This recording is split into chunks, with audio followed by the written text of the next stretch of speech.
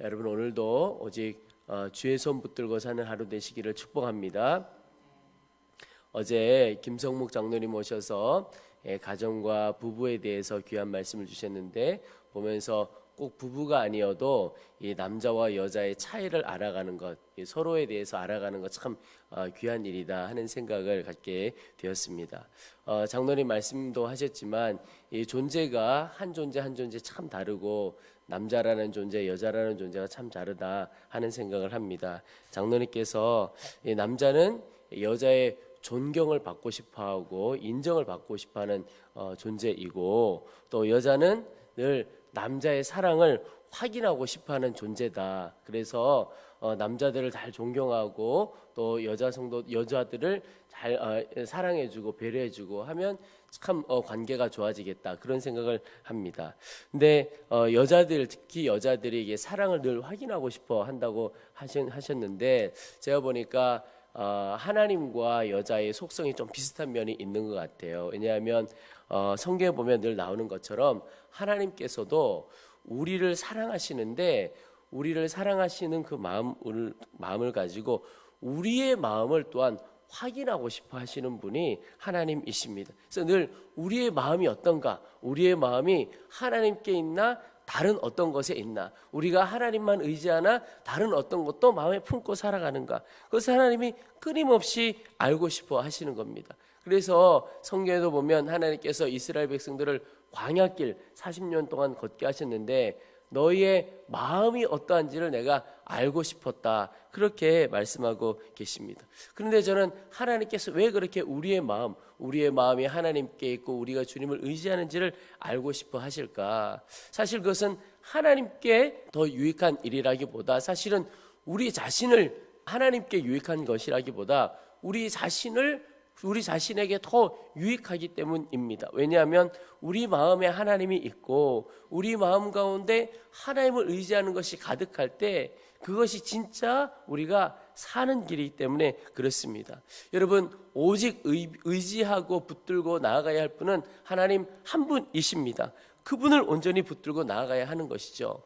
오늘 말씀에 애굽을 향한 경고라고 말씀이 시작하고 있습니다. 그런데 하나님께서 이스라엘 백성들에게 왜 애굽을 향한 경고를 주셨을까? 그냥 애굽이 마음에 안 드시면 그냥 하나님 알아서 하시면 될 텐데, 굳이 이스라엘 백성들, 별 상관없어 보이는 이스라엘 백성들에게 애굽을 향한 경고의 말씀을 주셨을까? 이유는 이 당시에 이스라엘 백성들이 국가적으로 어려움을 겪을 때 의지했던 대상이 누구냐면 애굽이었습니다. 그러니까 이스라엘 백성들이 의지하고 마음에 있고 살 길이라고 붙들었던 게 애굽이에요. 그런데 하나님께서 애굽을 향한 경고의 말씀을 주신 건, 너희가 그렇게 의지하고 붙들고 좀 도움이 될까 싶었던 그 애굽, 결국은 무너질 대상이다.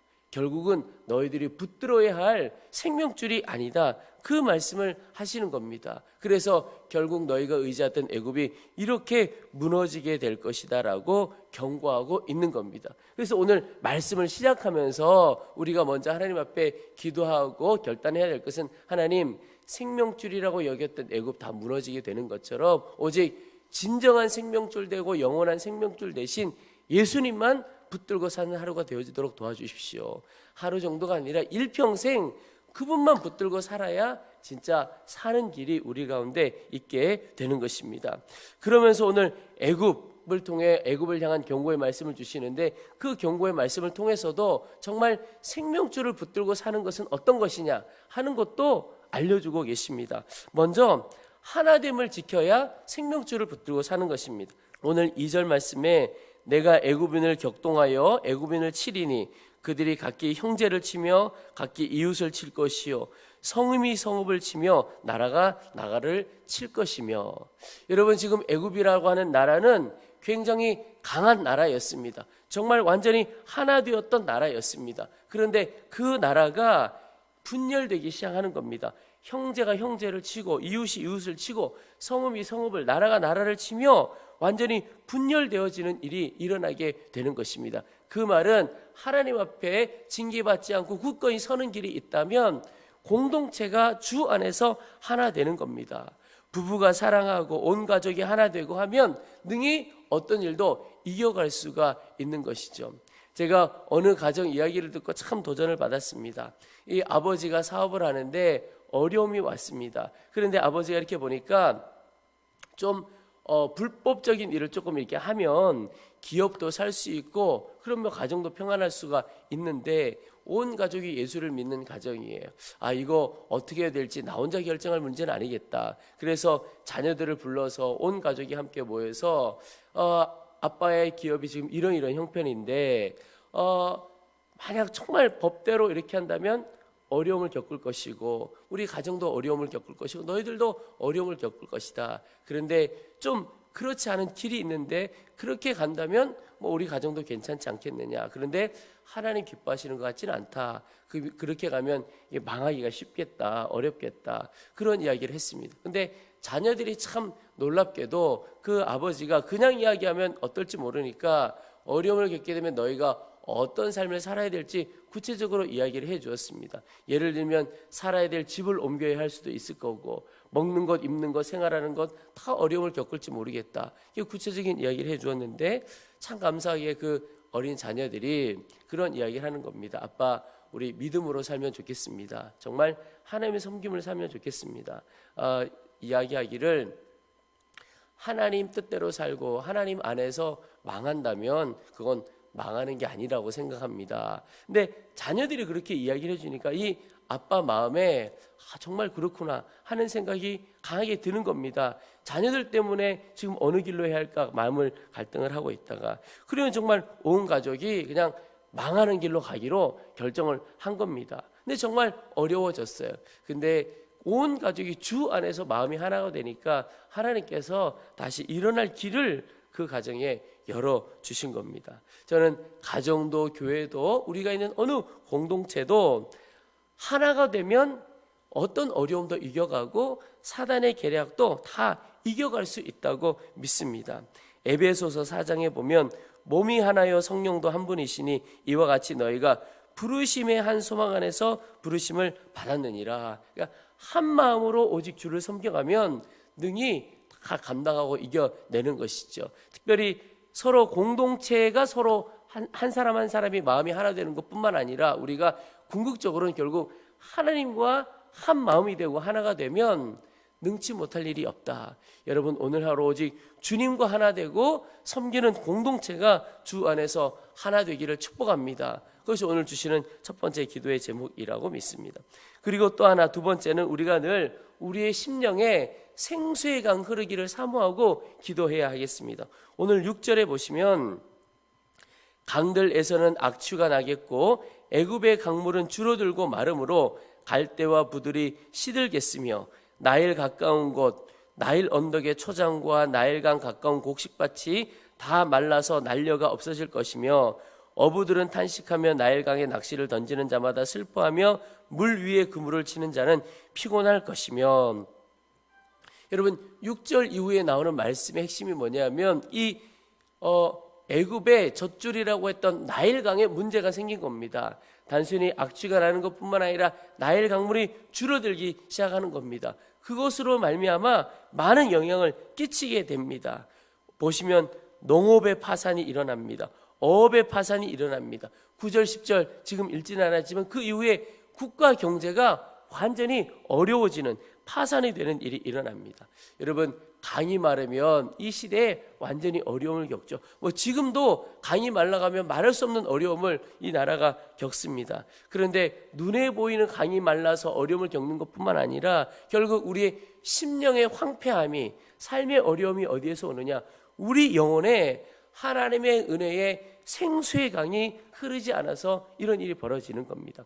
에스겔서에 보면 이 하나님의 보좌로부터 물이 흘러나왔다고 그랬습니다. 그런데 그 물이 흘러가는 곳마다 생명들이 살아나고 열매 맺는 역사가 있다고 그랬습니다. 이것이 영적으로 우리의 삶에 보여주는 것이 우리 영혼에는 하나님의 그 보좌로부터 흘러오는 은혜와 하나님의 보좌로부터 흘러오는 이 생수의 강이 가득 흘러가게 될 때 살아나고 열매 맺는 인생이 되는 것입니다.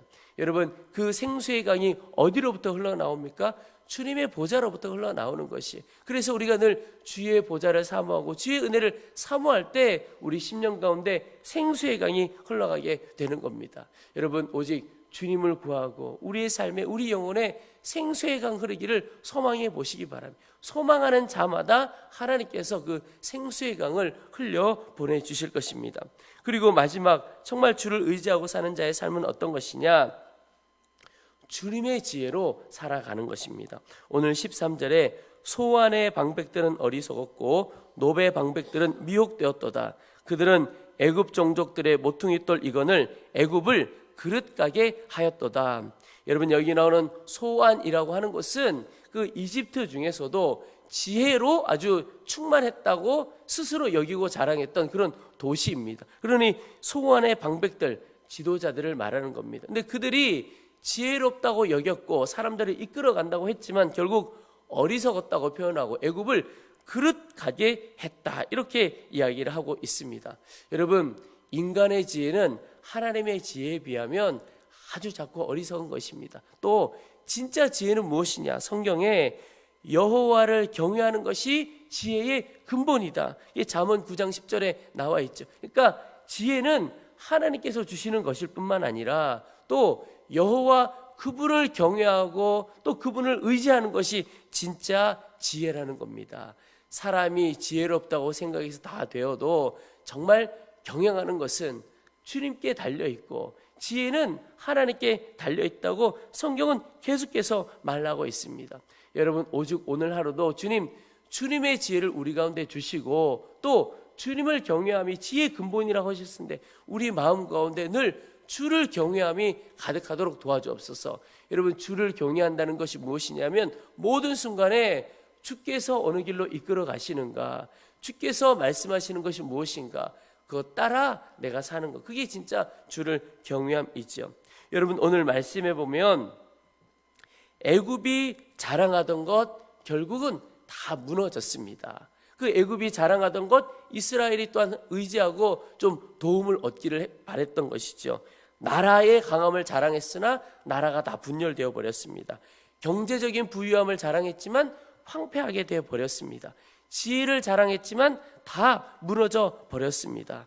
결국 자랑하고 의지하던 것 결국 다 무너져 버렸고 오직 우리가 붙들고 의지할 뿐 하나님 한 분임을 오늘도 보여주고 있습니다. 여러분, 오늘 하루 저희들이 주님만 의지하고 경외하기를 원합니다. 오직 주님과 온전히 마음이 하나가 되고 또 섬기는 우리 공동체가 하나 되어지도록 도와주시옵소서. 또 주님, 우리 심령에, 우리 영혼에 주님으로부터 흘러나오는 생수의 강이, 은혜의 강이 늘 흘러가도록 도와주십시오. 그것이 우리가 사는 길이겠습니다. 또 주님, 오직 주님을 경외함으로 하나님의 지혜가 우리의 지혜가 되어서 우리의 어리석음으로 살아가는 인생 되지 않게 하시고 주님의 지혜로 열매 맺고 힘있게 사는 주님께서 역사하시는 인생 되어지도록 도와주시옵소서. 이것이 오늘 우리의 간절한 기도의 제목입니다. 이제 우리 주의 말씀을 붙들고 기도하겠습니다. 우리 주의 이름을 한번 부르고 오늘 주신 말씀, 주님, 오직 주님만 의지하겠습니다. 주님과 하나 되기를 소망합니다. 우리 영혼에 생수의 강 흐르게 하여 주옵시고 주님을 경외함으로 주의 지혜로 살아가도록 도와주시옵소서. 우리 주의 이름을 한번 부르고 간절한 마음으로 합심하여 기도하겠습니다.